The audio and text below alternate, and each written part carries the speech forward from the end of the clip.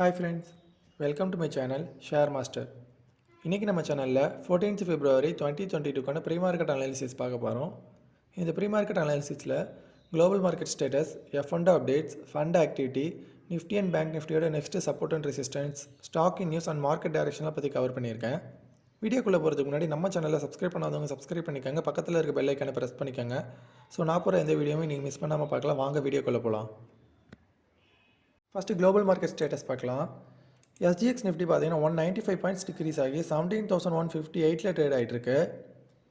Asian மார்க்கெட்டில் நிக்கி பார்த்தீங்கன்னா 639 points degrees ஆகி 27,056 ட்ரேட் ஆகிட்டுருக்கு. ஷங்காய் பார்த்தீங்கன்னா 15 பாயிண்ட்ஸ் டிக்ரீஸ் ஆகி 3,447 ட்ரேட் ஆகிட்டுருக்கு. ஹச்எஸ்ஐ பார்த்தீங்கன்னா 241 பாயிண்ட்ஸ் டிக்ரீஸ் ஆகி 24,664 ட்ரேட் ஆகிட்டுருக்கு. ஓவரால் ஏஷியன் மார்க்கெட் பார்க்கும்போது நெகட்டிவாக தாங்க இருக்குது. நெக்ஸ்ட் யூரோப்பியன் மார்க்கெட் பார்க்கலாம்.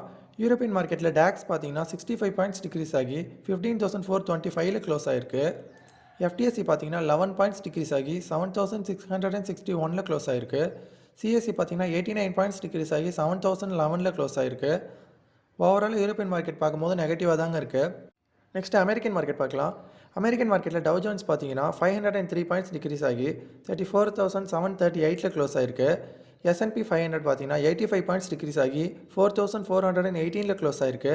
நஸ்டாக் பார்த்தீங்கன்னா 394 பாயிண்ட்ஸ் டிக்ரீஸ் ஆகி 13,791 க்ளோஸ் ஆகிருக்கு. ஓவரால் அமெரிக்கன் மார்க்கெட் பார்க்கும்போது நல்லாவே நெகட்டிவாக தாங்க இருக்குது.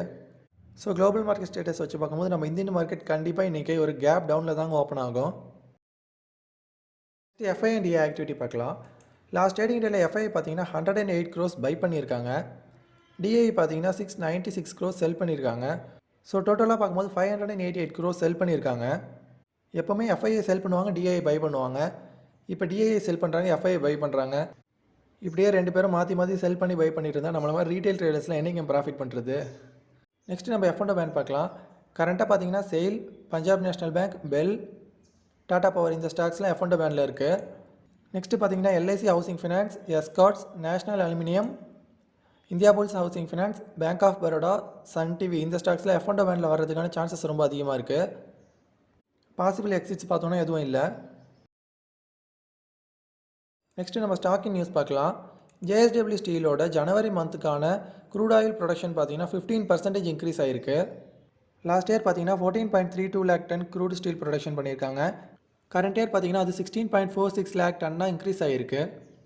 நெக்ஸ்ட்டு இந்தியா சிமெண்ட்டோட Q3 ப்ராஃபிட் ஆஃப்டர் டேக்ஸ் பார்த்தீங்கன்னா 3.3 crore டிக்ரீஸ் ஆகிருக்கு. லாஸ்ட் இயர் பார்த்தோன்னா 62.02 crore இருந்திருக்கு. அதை கம்பேர் பண்ணும்போது கரண்ட் இயர் ரொம்பவே டிக்ரீஸ் ஆகிருக்கு. மதர்சன் சுமியோட Q3 நெட் ப்ராஃபிட் பார்த்தீங்கன்னா 80% டிக்ரீஸ் ஆகி 226 crores அனௌன்ஸ் பண்ணியிருக்காங்க. பிஎஃப்சியோட நெட் ப்ராஃபிட் பார்த்தீங்கன்னா 24% இன்க்ரீஸ் ஆகி 4,893 crores அனௌன்ஸ் பண்ணியிருக்காங்க. லாஸ்ட் இயர் பார்த்தோன்னா 3,963 crores இருந்திருக்கு. அது கம்பேர் பண்ணும்போது கரண்ட் இயர் 24% இன்க்ரீஸ் ஆகி 4,893 crores இருக்குது. ஆக்ஸா நோபல் இந்தியாவோட Q3 நெட் ப்ராஃபிட் பார்த்தீங்கன்னா 4% டிக்ரீஸ் ஆகி 84 crores அனௌன்ஸ் பண்ணியிருக்காங்க. நெக்ஸ்ட் அரவிந்த் ஃபேஷன் பார்த்தீங்கன்னா 6 crore ப்ராஃபிட் அனௌன்ஸ் பண்ணியிருக்காங்க. லாஸ்ட் இயர் பார்த்தோன்னா 68 crore லாஸ் இருந்திருக்கு. அதை கம்பேர் பண்ணும்போது இந்த இயர் நல்லாவே இன்க்ரீஸ் ஆகிருக்கு. ஐநாக்ஸ் பாயிண்டோட நெட் ப்ராஃபிட் பார்த்தோன்னா 63.95 crore இன்க்ரீஸ் ஆகிருக்கு. லாஸ்ட் இயர் பார்த்தோன்னா 51.97 crore தான் லாஸ் இருந்திருக்கு. அதை கம்பேர் பண்ணும்போது இந்த வருஷம் லாஸ் நல்லாவே இன்க்ரீஸ் ஆகிருக்கு. நெக்ஸ்ட்டு சோபாவோட கன்சாலிடேட்டட் நெட் ப்ராஃபிட் பார்த்தோன்னா 51% இன்க்ரீஸ் ஆகி 32.7 crores அனௌன்ஸ் பண்ணியிருக்காங்க. ப்ரூக்ஃபீல்ட் ரீயூட்டோட நெட் ப்ராஃபிட் பார்த்தோன்னா 12% டிக்ரீஸ் ஆகி 60 crores அனௌன்ஸ் பண்ணியிருக்காங்க. லாஸ்ட் குவார்ட்டர் கம்பேர் பண்ணும்போது ரெவன்யூ பார்த்தோன்னா 8% டிக்ரீஸ் ஆகிருக்கு. ஆயில் இந்தியாவோட Q3 நெட் ப்ராஃபிட் பார்த்தோன்னா 37% இன்க்ரீஸ் ஆகி 1,245 crores இருக்குது. லாஸ்ட் இயர் பார்த்தோன்னா இந்த குவார்ட்டர் 903 crore தான் ப்ராஃபிட் அனௌன்ஸ் பண்ணியிருக்காங்க. அதை கம்பேர் பண்ணும்போது இந்த வருஷம் நல்லாவே ப்ராஃபிட் இன்க்ரீஸ் ஆகி 1,245 crores ப்ராஃபிட் அனௌன்ஸ் பண்ணியிருக்காங்க. நெக்ஸ்ட்டு வோல்டஸோட கன்சாலிடேட்டட் நெட் ப்ராஃபிட் பார்த்தோன்னா 25% டிக்ரீஸ் ஆகி 97 crores இருக்குது. ஸோ ஷேர் ப்ரைஸ் இன்றைக்கி நல்லாவே டிக்ரீஸ் ஆக சான்சஸ் அதிகமாக இருக்குது. அப்போலோ ஹாஸ்பிட்டல்ஸோட நெட் ப்ராஃபிட் பார்த்தோன்னா 82% இன்க்ரீஸ் ஆகி 243 crores அனௌன்ஸ் பண்ணியிருக்காங்க. லாஸ்ட் இயர் Q3 ப்ராஃபிட் பார்த்தோன்னா 134 crore தான் அனௌன்ஸ் பண்ணியிருக்காங்க. இந்த வருஷம் நல்லாவே இன்க்ரீஸ் ஆகி 243 crores ப்ராஃபிட் அனௌன்ஸ் பண்ணியிருக்காங்க. கல்பட்டார் பவர் டிரான்ஸ்மிஷனோட நெட் ப்ராஃபிட் பார்த்தோன்னா 15.9% டிக்ரீஸ் ஆகி 259 crores அனௌன்ஸ் பண்ணியிருக்காங்க.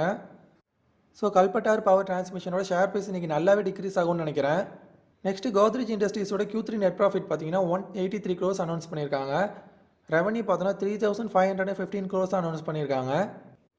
நசாரா டெக்னாலஜிஸோட ப்ராஃபிட் ஆஃப்டர் டேக்ஸ் பார்த்தீங்கன்னா 17% டிக்ரீஸ் ஆகி 14.8 crore அனௌன்ஸ் பண்ணியிருக்காங்க. கேமிங் அண்ட் ஸ்போர்ட்ஸ் கம்பெனியான நசாரா டெக்னாலஜிஸ் பார்த்தீங்கன்னா last year 17.9 crore profit announce பண்ணியிருக்காங்க. இந்த வருஷம் 14.8 crore தான் ப்ராஃபிட் அனௌன்ஸ் பண்ணியிருக்காங்க. ஜிஆர்எஸ்சி பார்த்தீங்கன்னா last year 38 crore net profit announce பண்ணியிருக்காங்க. இந்த வருஷம் 10% இன்க்ரீஸ் ஆகி 63 crores ப்ராஃபிட் அனௌன்ஸ் பண்ணியிருக்காங்க.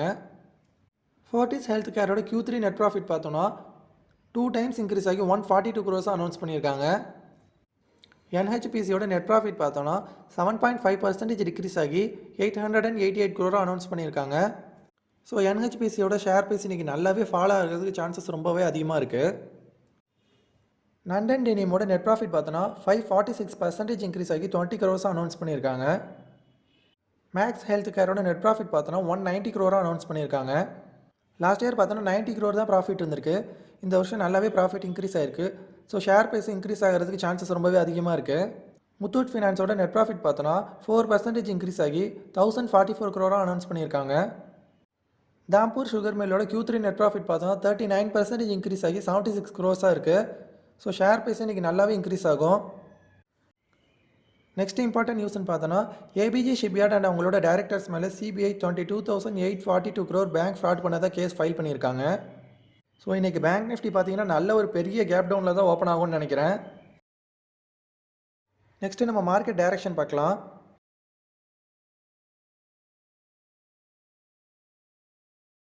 நிஃப்டி பார்த்தீங்கன்னா ஃப்ரைடே நம்ம சேனலில் சொன்ன மாதிரியே நல்ல ஒரு கேப் டவுனில் ஓப்பன் ஆகி 17,400ங்கிற இந்த சப்போர்ட்டை பிரேக் பண்ணிவிட்டு 17,370 க்ளோஸ் ஆகிருக்கு. நிஃப்டி இன்றைக்கி கண்டிப்பாக ஒரு கேப் டவுனில் ஓப்பன் ஆகுத சான்சஸ் ரொம்ப அதிகமாக இருக்குது.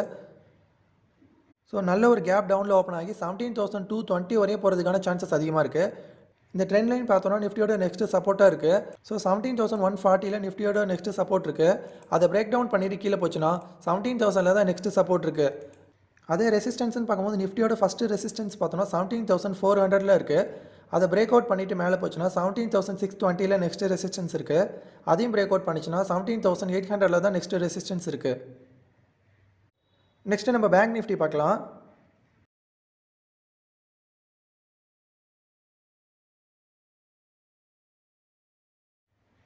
பேங்க் நிஃப்டி பார்த்தோன்னா சேம் நிஃப்டி மாதிரியே நேற்று நல்ல கேப் டவுனில் ஓப்பன் ஆகி 38,380 சப்போர்ட் எடுத்துகிட்டு 38,520 வந்து க்ளோஸ் ஆகிருக்கு. பேங்க் நிஃப்டி பார்த்தீங்கன்னா இன்றைக்கி ஒரு நல்ல கேப் டவுனில் ஓப்பன் ஆகிறத சான்சஸ் ரொம்ப அதிகமாக இருக்குது. பேங்க் நிஃப்டியோட நெக்ஸ்ட் சப்போர்ட்னு பார்த்தோன்னா இந்த 10 லைன் சப்போர்ட் இருக்குது. ஸோ 37,900 நெக்ஸ்ட்டு சப்போர்ட் இருக்குது. அதை பிரேக் டவுன் பண்ணிவிட்டு கீழே போச்சுன்னா 37,620 நெக்ஸ்ட்டு சப்போர்ட் இருக்குது. அதையும் பிரேக் டவுன் பண்ணிவிட்டு கீழே போச்சுன்னா 36,650 தான் நெக்ஸ்ட்டு சப்போர்ட் இருக்குது. அதே ரெசிஸ்டன்ஸ்னு பார்க்கும்போது பேங்க் நிஃப்டியோட ஃபஸ்ட்டு ரெசிஸ்டன்ஸ் 38,800 இருக்குது. அதை பிரேக் அவுட் பண்ணிவிட்டு மேலே போச்சுன்னா 39,350 நெக்ஸ்ட்டு ரெசிஸ்டன்ஸ் இருக்குது. அதையும் பிரேக் அவுட் பண்ணிச்சுன்னா 40,160 தான் நெக்ஸ்ட்டு ரெசிஸ்டன்ஸ் இருக்குது. So global market status charts அப்புறம் நியூஸ் எல்லாம் வச்சு பார்க்கும்போது நிஃப்டி அண்ட் பேங்க் நிஃப்டி ரெண்டுமே இன்றைக்கி நல்ல ஒரு கேப் டவுனில் ஓப்பன் ஆகாத சான்சஸ் ரொம்பவே அதிகமாக இருக்குது. ஸோ guys, இந்த வீடியோ உங்களுக்கு ரொம்ப யூஸ்ஃபுல்லாக இருந்திருக்கும்னு நினைக்கிறேன். அப்படியே இருந்தால் நம்ம சேனலை மறக்காமல் லைக் பண்ணுங்கள், சப்ஸ்கிரைப் பண்ணுங்கள், ஷேர் பண்ணுங்கள்.